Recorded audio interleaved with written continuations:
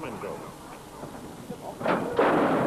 Og starten går her, og første sted er udvendig Mentmorlat, midten er det Matilda, indvendig Purple Rain.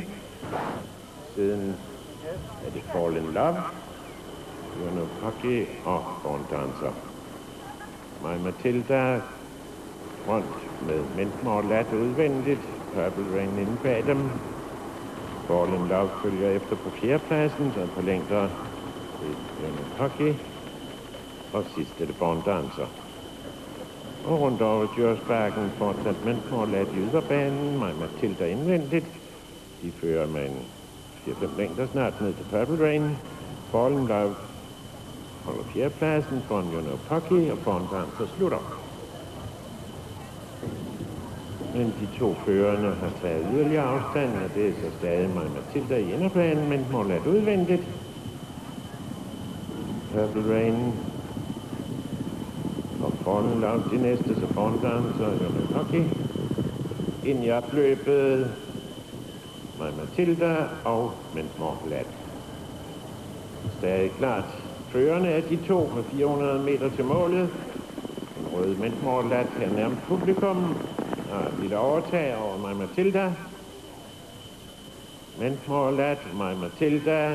De næste er Juno Pucky.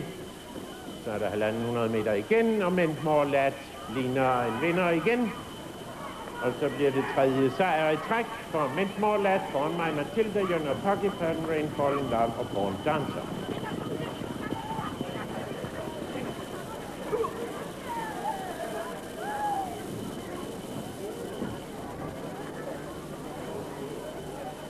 Ja, ganske lidt sejr her til storfavoritten nummer 9, Mentmorlat, der ejes af Annette og Sten Lindert, blev reddet af Silke Petersen at trænes af Flemming Poulsen. Og allerede her, 150 meter før mål, er sagen klar.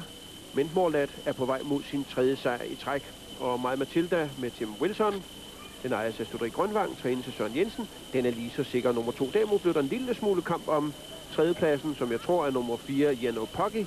Den tager sig af foran nummer 3, Purple Rain. Men altså meget sikker sejr her til favoritten nummer 9, Mentmorlat. Og det blev jo afgjort meget tidligt, Benny. Det var, som jeg troede, det ville gå fra start, at den lagde sig tidlig front og ville så bestemme pacen. Og Matilda fulgte med så lang tid den kunne.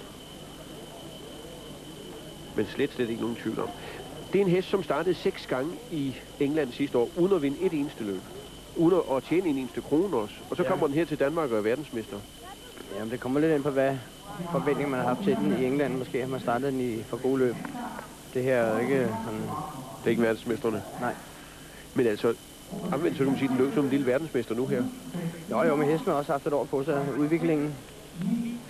Men til synligheden så er det store problem for Mentmorlat, det er starten. Altså det er at komme ind i startboksen, men den var jo vældig godt med fra start af, var med fremme sammen med Matilda og Purple Rain allerede umiddelbart efter start. Og ligger sig her i spidsen, venter så på, at Matilda kommer op.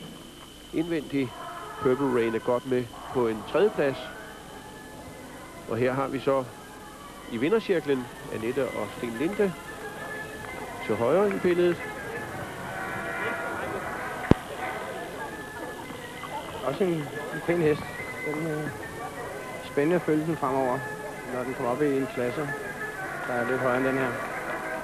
Hestens træner Flemming Poulsen er i vinter flyttet her til Sjælland, har træningskvarter op i Kagerup ved Beckman Racing, og har for alvor fået gang i sit materiale nu, efter en lidt svag sæsonstart.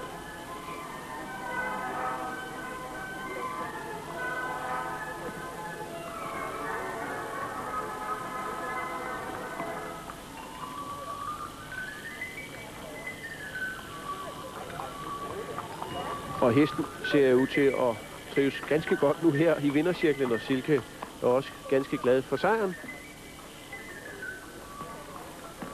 Og der bliver fotograferet til den store guldmedalje.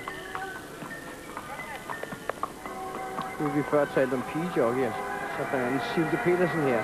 Hun har gjort det virkelig godt de sidste 2-3 år, og hun har virkelig mange løb gået her i provinsen.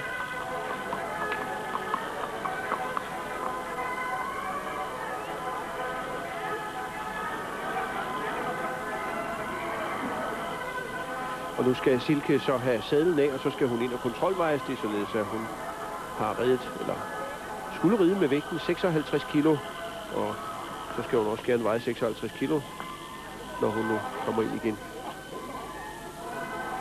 Og Klampenborg sportschef Tom Christensen i forgrunden.